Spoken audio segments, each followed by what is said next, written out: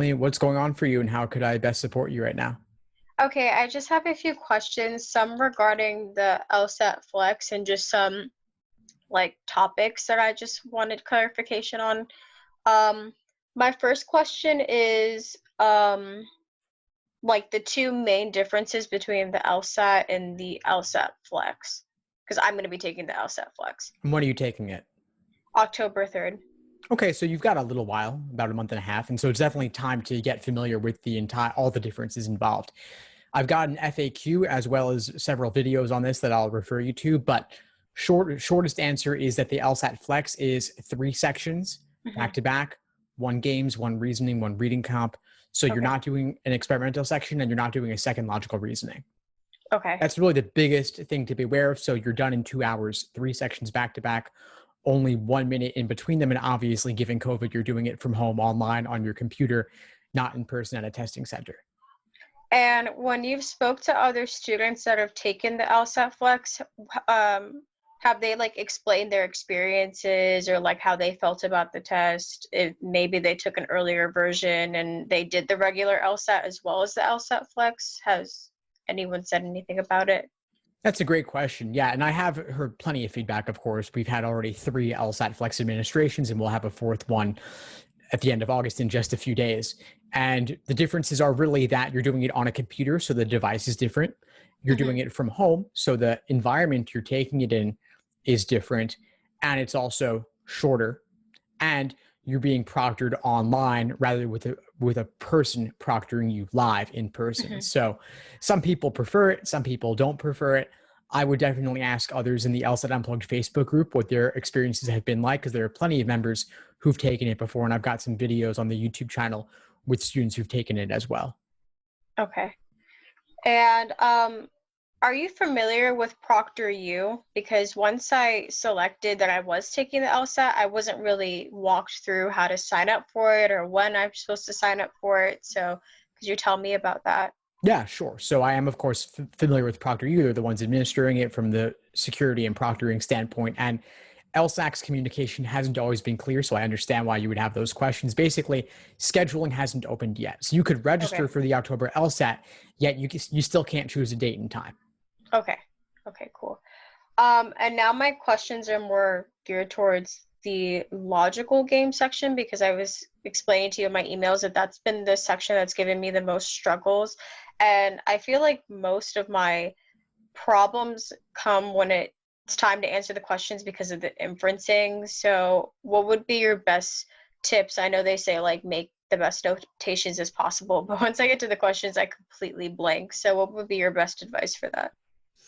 Yeah, so you do want to make inferences up front, and you want all your diagramming to be as clear and simple as possible. So refining your diagramming process in terms of how you lay out rules, how you symbolize things, so that a week later, a month later, even a year later, you would still be able to interpret what you've written down. So in a way, it is like learning a new language. And so you got to give it some time, but it'll take time to figure out also what works for you there. Hmm. Okay. Um, in terms of like the admissions process, and I know that you didn't actually go to law school, but do you have any advice regarding that and your LSAT with your personal statement, all of it, like what basically you should focus on and any words of wisdom? Well, focus on the LSAT to start. It's the biggest factor in the admissions process.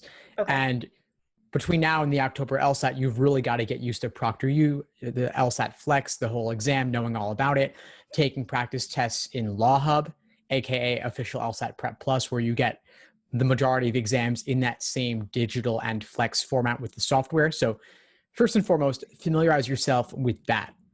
Okay. Then there's, of course, your GPA, which is probably fixed at this point, or largely fixed at least. And then there's everything Hmm. else. And so I would work on those soft factors during primarily those 3 weeks while you're waiting for your LSAT score to come back. So LSAT Flex for you will be approximately October 3rd. Scores come back about 3 weeks later. So you've got 3 weeks to really hit it hard with your personal statement and any other application essays you might want to write.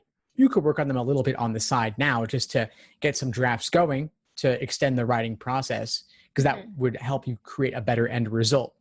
But I've got plenty in the course on this. I've got several law school personal statement and other application essay workshops I'm running regularly inside the course. So you can actually submit drafts and we'll workshop them. I'll give Okay. feedback. Other students will give feedback to help you make it as good as possible. Okay, and in terms of the personal statement, I already have one that I've started drafting. And for the schools that I'm applying for, they pretty much have the same general question, talk about your accomplishments, anything personal to you, but not necessarily any specific questions they want you to answer. So would you have to write one for every single college, or could you kind of tag team and change it up a little bit and use the same type of statement? Yeah, you can use the same one. They very rarely ask anything specific in law school personal statements. The topic is pretty open-ended. Tell us about yourself. And so generally the expectation is that you'll use the same essay for all schools, and that's fine. Okay. And I am a senior. So do you think that taking the LSAT in October that I'm kind of behind the game, or do you think I'm right on target, or? It's not behind at all. In fact, Okay. October is perfectly fine. Even November is perfectly fine. And I might suggest that you consider taking the November LSAT because it would give you more time to study, give you more time to get familiar with everything involved, both in terms of the LSAT content as well as the format of the exam itself. Because Okay. you want to do several full-length timed exams in the lead up to test day. But if you're just asking about ProctorU and what the flex is like now and the biggest difference is, you might want to take more time to really get a sense of what's involved here and how it differs from doing the LSAT out of a book.